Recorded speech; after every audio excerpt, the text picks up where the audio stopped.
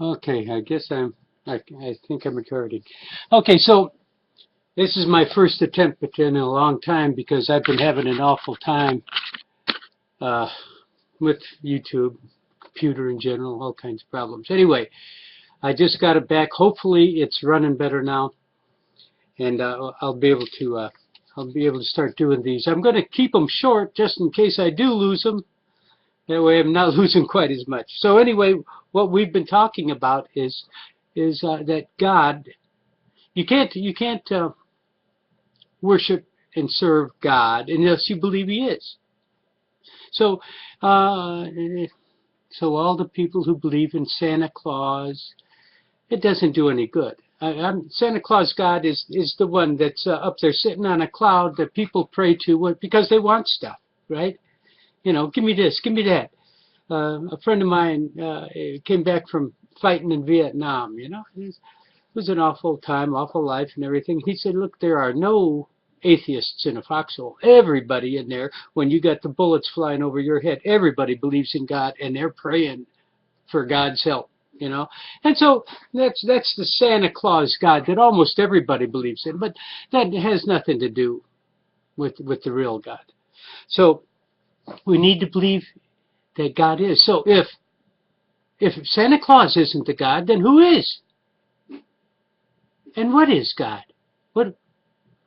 So I think we talked about this a little bit in the last one. Now, the first, speaking of God, is using the word ale or el, however it's pronounced. And the word, the basic meaning of the word is power. In the beginning, there was this intelligent power. And I'm saying intelligent. The Bible doesn't say intelligent and anything, but you can tell it's intelligent because there's always purpose in everything that God does. And you can't have purpose without intelligence. So anyway, there's a lot of people who are atheists, and they believe that man is God, or that they personally are God, the center of the universe, the most important thing that has ever and ever will exist. And you know, and so anybody with that much arrogance, no matter how brilliant they are, you could take a lot of brilliant scientists that are just, you know, have tremendous IQs and everything, but if they're so arrogant that they refuse to use their rational mind and weigh the evidence and come up with a rational conclusion, then these people are too arrogant. They're fools. If they can have an IQ of 200 and still be a fool.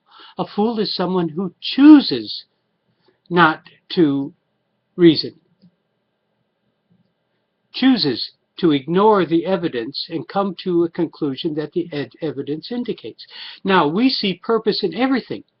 Everything around us is purpose. Every bug, every tiny little microbe, the deeper you look, the smaller you look, you see interaction of these things working together. So anyway, we're talking, I don't want to get too far off. God is the creator. So now, and the word El, the first word, our beginning concept of God. Now we're trying to see God, and God's invisible. All right, we can't see Him with our eyes. We can see Him with what He gave us to make us like the Elohim. We have an ability to reason and uh, make choices with free choice. Free choice. It's not just programming. Your animals are programmed. They're going to act in a certain way. We're full of programming.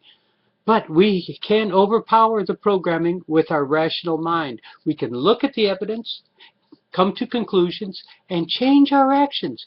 We will not just be part of everything that has caused it. It isn't purely cause and effect. We can be initiators. We can be godly, godlike creatures. We can become individuals of the Elohim who are the manifestation of God.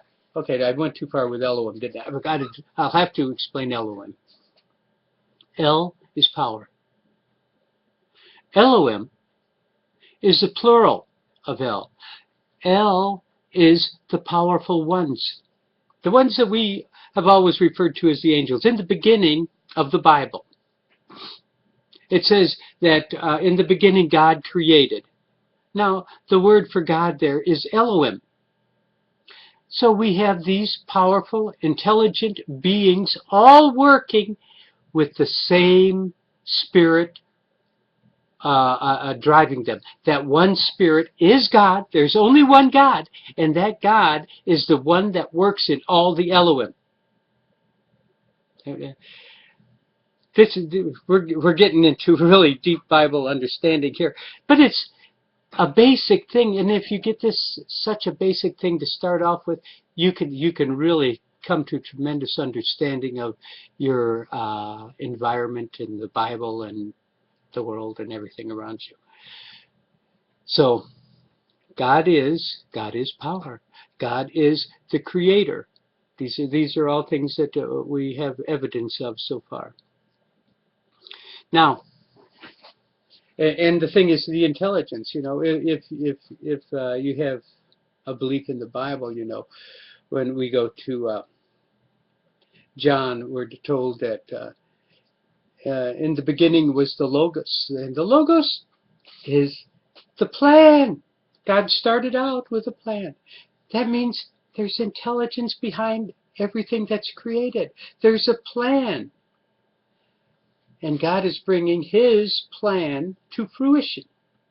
Now, there's little subsets of God's plan that we are given some insight to, either by observation of nature or by direct communication to us, say through the prophets, or you know, those who wrote the Bible, who were in communication with God. We are given information that we can use to make rational judgments and decide. You know, we read lots of stuff in the Bible, and was yeah, no, something just doesn't make sense here. This doesn't fit in with the universe that I see. You know, it doesn't fit in, and so question everything. That you always want to question everything and come to some absolute powerful conclusions.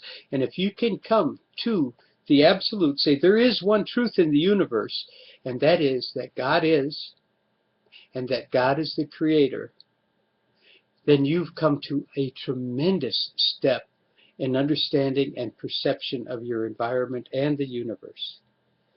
I'm going to stop this right here because I'm afraid of losing it, and this is the first time that it hasn't kicked out on me in a long time. So I'm going to try saving this.